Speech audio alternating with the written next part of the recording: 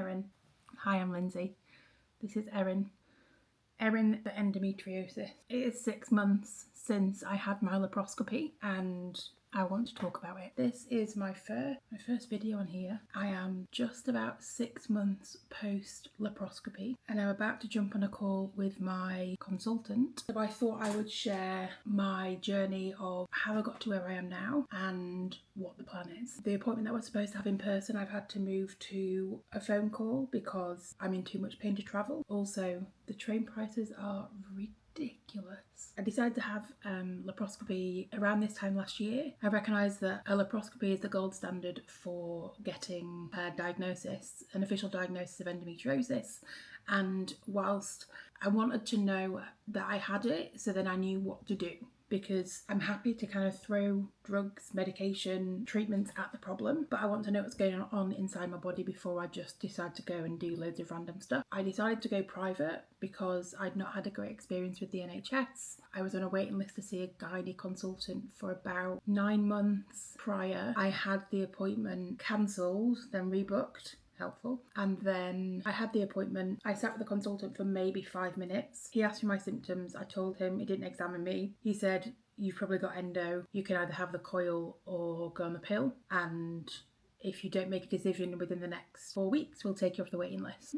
So I decided to not speak to him anymore. A chocolate fire guard would have been more helpful than these doctors were. So I decided to go private. Went to see this guy last year. Decided to have the laparoscopy. Booked that in for April this year, and I'd also have adenomyosis as well, so I knew that, well, I suspected that having the laparoscopy and the endometriosis removed wouldn't mean that my pain would disappear entirely, but there is still some hope that if the endo is removed that the pain would reduce, but sadly that hasn't happened. So before I have the call, what I've been doing is taking notes just to go through some of the things to prepare me for the call. I've actually created a doctor's checklist, which is available in the Angry Uterus Club, which I've used to be able to prep myself for this call. So what I've done is really gone in with what do I want the outcome of the call to be, and I want the outcome to be that I get the treatment that I need to be able to manage my pain. At the moment, it is very much a pain management situation. I know that if the kind of next surgical option for me is a hysterectomy, which I am fine with, but financially need to save up for that, which is not what you expect to be doing,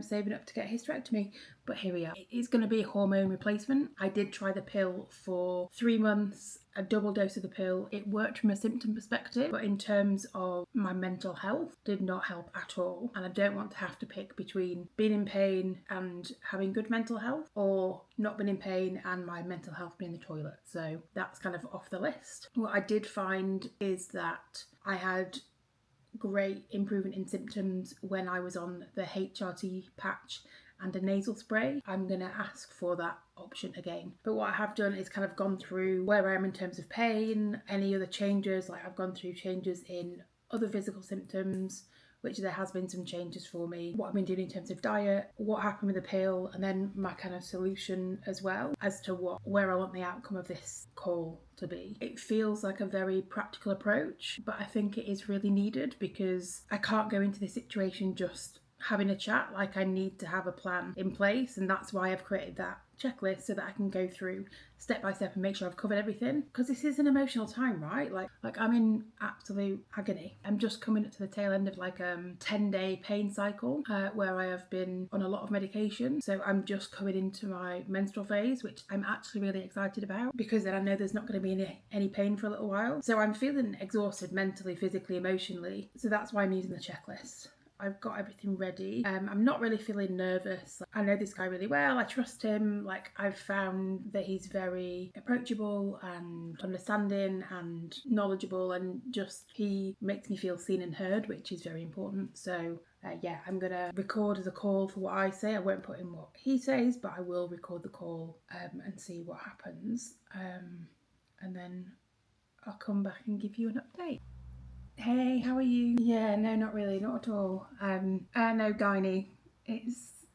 I'm in the kind of end of my kind of pain cycle thing. So, and it's just been really, really shit this month. So, Swindon felt like a long way to come. Particular pain cycle, I've taken like the maximum dose every day, and hot water bottles, cooling patches, like everything else I can think of, and it's been really bad. This is my second cycle since I took the pill. It did not agree with me mentally. I'm not keen to know nothing. So I knew that the pain would come back, but it feels like it's just accelerated.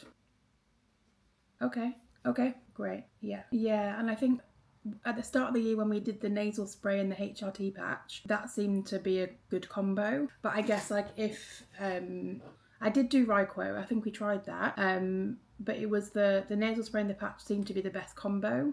But the injections, is that the HRT patch injection? Okay, what is that tablet called? Yeah. That sounds good. I think I'd wanted to talk to you about the HRT patch anyway, because I know that I mentioned, I think in an email, that I think I'm in perimenopause and feeling very, very perimenopausal, with everything above and beyond my kind of endo and adeno stuff. So I'm assuming that would help with, yeah, yeah, right, okay, that's fine. Yeah, I think so. What they've said, I think they've said that like if I can get, because I've even gone to them and said, will you prescribe the HRT for like perimenopause? And they've said no. They're like, unless you're in the menopause, then we're not going to give it to you. And I was like, but please. So I think that it might help that if you prescribe it for the first time, and then in the meantime I can then see if I can get it on the NHS. Yeah, I mean, I'm happy. Which do you think is right? Okay, excellent. Yes, please. Yeah, that would be great. Thank you. Yeah, so I think if we have, amazing, and then in the meantime we can see if at least that gives me like a month of figuring out the next step. I mean, to be honest, I don't mind. I think the nasal spray in the long run of being able to manage this feels like a walk in the park. So I'm actually a bit hesitant, like a bit scared, because I know that when, like, I very frank with you here, but like when I have an orgasm, I also get pain as well. So I'm like, oh, this is great, but also no, thank you. So that's quite difficult as well. So yeah, hasn't been great, but I have a very supportive partner, which is helpful. Yeah, it really does. Just one thing to note as well, like my bowel movements have changed. I've noticed in the last 6 months. Yeah, so it's not every time I need to go to the toilet I feel like I'm going to poo myself, but there have been occasions where I've definitely been caught out. Do you think that could be related to the gynae stuff, or I'll make sure I'm okay. I'll mention it to them. To be honest, I haven't tracked it closely enough to see whether or not it is cyclical. Yeah, that's true actually. It's all fun and games. Yes. I don't think it's something from like a financial perspective, because I'm having to fund this myself. Like I'm going to have to like try and just manage the symptoms for a little while. Yeah. What's the cost for hysterectomy? Okay. And you have no plans of like retiring anytime soon, right? Okay. Just checking. Okay. Amazing. That's good. Good news. I can imagine. Okay. Oh, that's great. Thank you. I'm also like making a big effort in terms of diet. I know that's something that we spoke about after surgery, and I'm working with a coach to kind of help me focus on the like anti-inflammatory foods and making sure that I'm having more of a whole food diet. So I'm feeling that. Yeah, I'm finding that's definitely having an impact, but I'm finding that I'm just massively inflamed. And what's interesting, like because I'm tracking it cyclically, I can see like when I'm in the luteal phase, my measurements go up, my weight goes up, my pictures, like it's quite startling to see it, like because I'm tracking everything week by week. Is there anything that you can recommend in terms of trying to reduce that inflammation even more? Like what? Can you spell that for me? Yeah. Okay. Is there anything else you need to know, or any? Yeah, and that'll be the injections and then the HRT patch. Okay, amazing. Just so I'm going to go and speak to them. What injection is it? Amazing. Thank you. Okay, thank you so much. I will, and I'll speak to you soon. Thanks so much. Bye.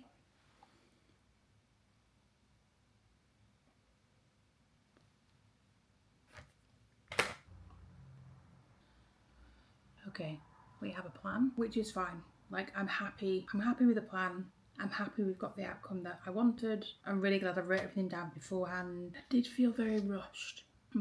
Yeah, that's frustrating. But I do have a plan, which is good. He's given me 2 different options. So I'm going to go back either on the nasal spray, which I was on, and a HRT patch, or the linzagolic and the HRT patch, or go on the injection and HRT patch. Now, the injection is something that my GP said they wouldn't give me. Helpful. He feels like I've got a good case for that.